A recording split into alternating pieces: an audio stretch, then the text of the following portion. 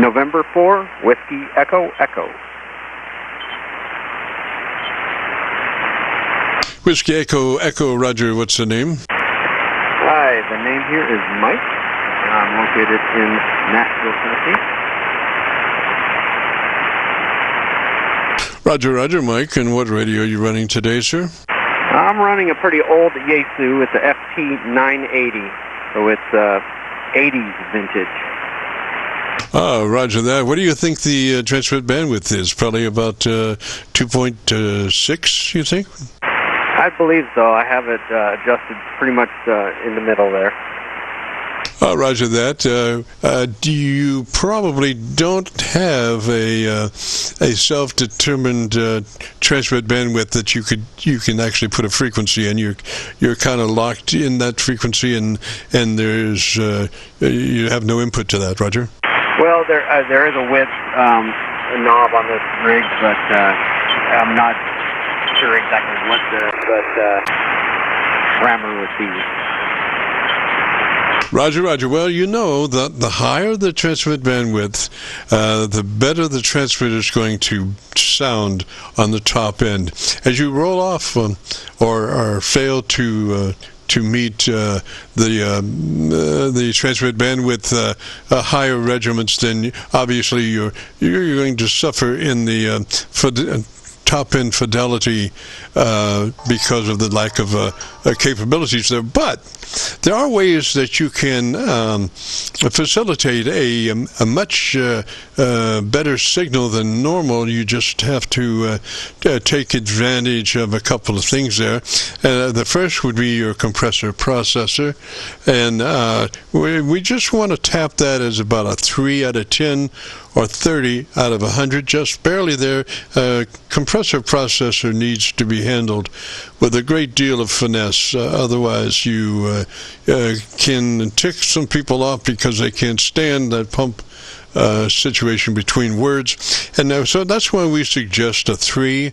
It is below that pump rate, so it never pumps. They're almost impossible to detect that a person is running a compressor processor because it's so light, and that's when we suggest a 3 out of 10 or 30 out of 100 on your compressor processor. Roger? I understand. I've turned on the compressor processor, and I've kind of dialed it to what I would say is 3 out of 10. So I don't know if that made any difference in reception, but here it goes. Roger, Roger, you have that now? Yeah, that's correct. I have the processor enabled, and I have it dialed to about 3 out of 10 on the dial. Excellent, excellent. Okay, so now let's move to your ALC meter with MIKE-N in hand. And as you say the magic word audio, is spoken just as you would speak any other word in a QSO. Don't stress it, just say it. And as you say it, adjust your mic level control until your ALC meter is running in the sweet spot of 7 or 2/3. 7 or 2/3 on your ALC meter as you say the word audio, and adjust your mic level control. All right. Audio. And we're primarily interested in the first part of that word, the audio.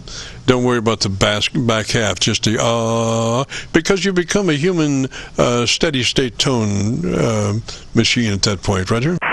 Roger. Audio.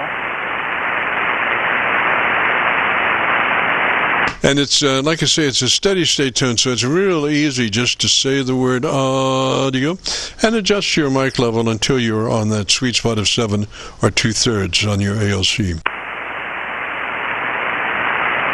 Audio.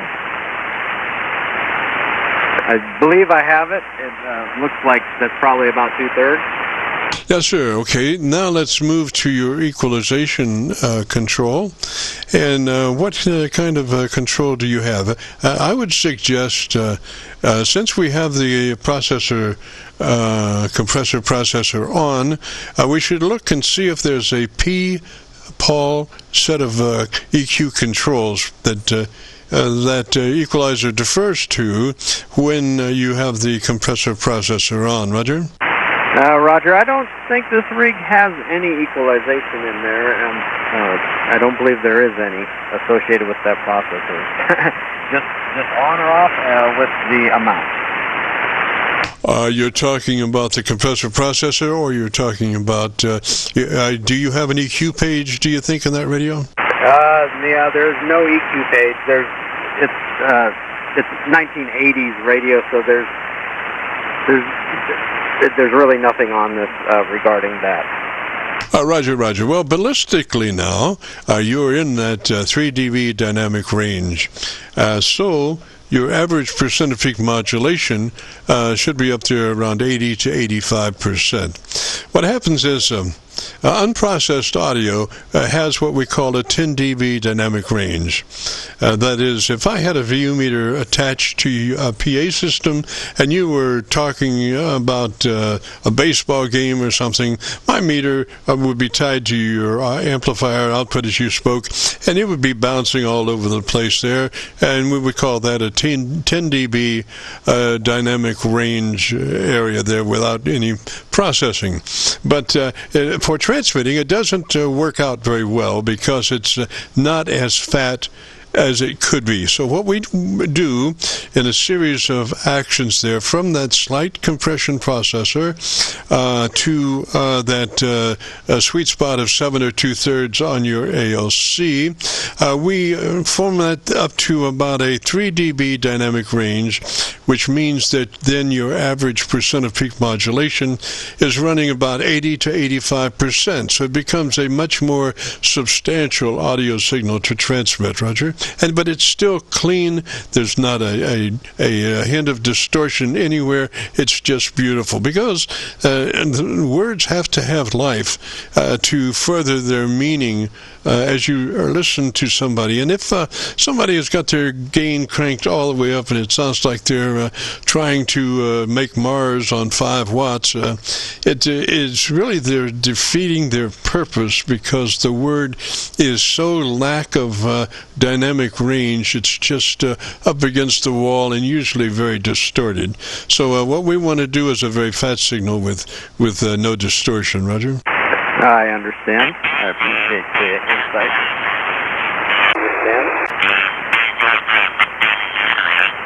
We have somebody that's joined us almost. They must be at 7189, as much of them as I have at the moment. But anyway, Mike, I think we kind of went through it there. I think you're sounding good there.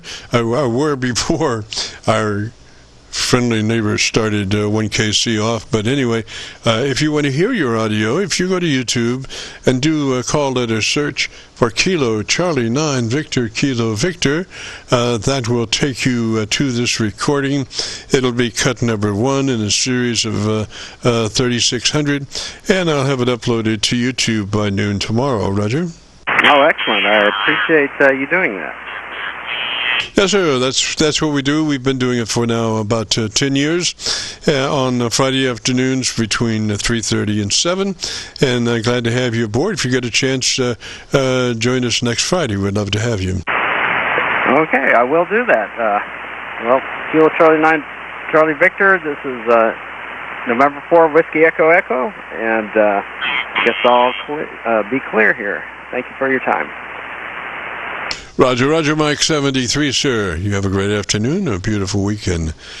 And like I say, if you get a chance, join us next Friday. We'd love to have you. This is the Friday afternoon Qso-Vlog net. If you have a radio you want to check out, give me a shout.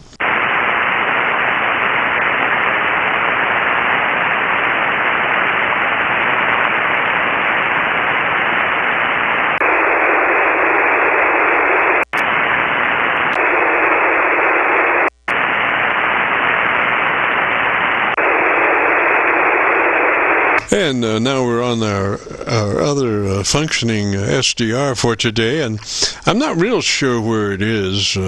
I think it's up around Cincinnati on the Indiana side of the Ohio River, right around Cincinnati, maybe. But it does favor communications in Tennessee, Kentucky, Indiana, around through there, Alabama. So if you have a radio you want to check out, give me a shout.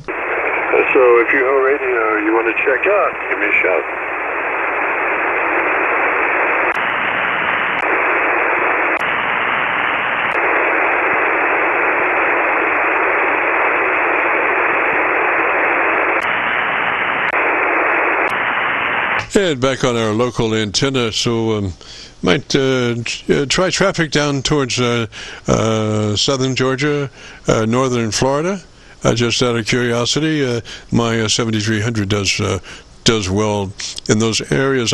As we were constructing our mantra was, as we were constructing our antenna, our mantra was 20 over from Montreal to Miami. And we do have a dipole antenna, and one leg is broadband to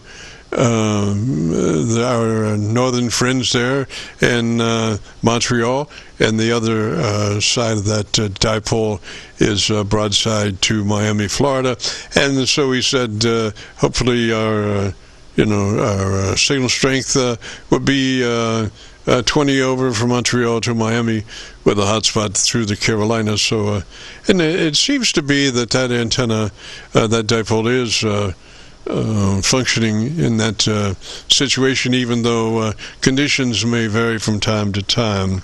And it is one of those antennas that has been just a marvel for me, as being almost imperceptible as far as the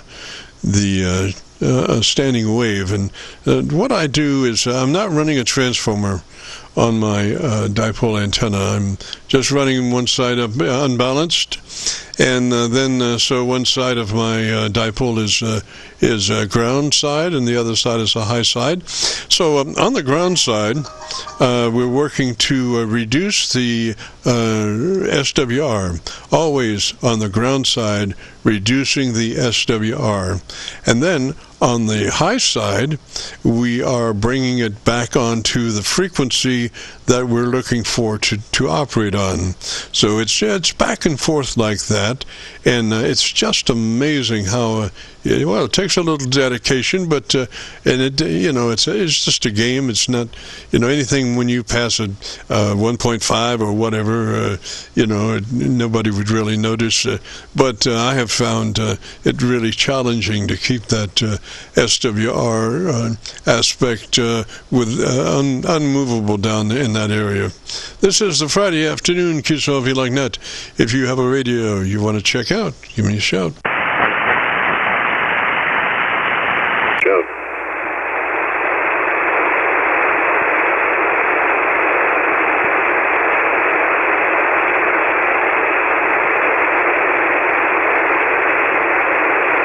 All right, well, not much going on today on the band, so we're not going to belabor the point. I have always a standing invitation to go fishing, and I may just do that here in the next few minutes. We've gone around a couple of times. I don't have my all of my SDRs up today. I've only actually got one out of 5 going, plus my local receiver, so that's really light for us. We do usually run many more SDRs than that, 5 SDRs, and we do have our 10-foot vertical magnetic loops, 3 of those, one at 0 degrees, one at 90 degrees, and one at 136 degrees, I believe it is. That 136 is interesting because that's not a multiple of a phase angle relationship with the antennas, but what that is, it's a null point. So I just put that receiver, take it out of any kind of AGC, and I'm looking at the band just as flat as I can. And what I'm interested in is rotating my 10-foot vertical magnetic loop until the least noise is available or showing up on my view meter, which is tied to the output of the 7300. So I'm just rotating that 10-foot vertical magnetic loop antenna for minimum noise, and I can shave almost 15 dB of noise off of finding the perfect angle on that 10-foot vertical magnetic loop antenna. So anyway, this is the Friday afternoon Qso-Vlog net. If you have a radio you want to check out, give me a shout.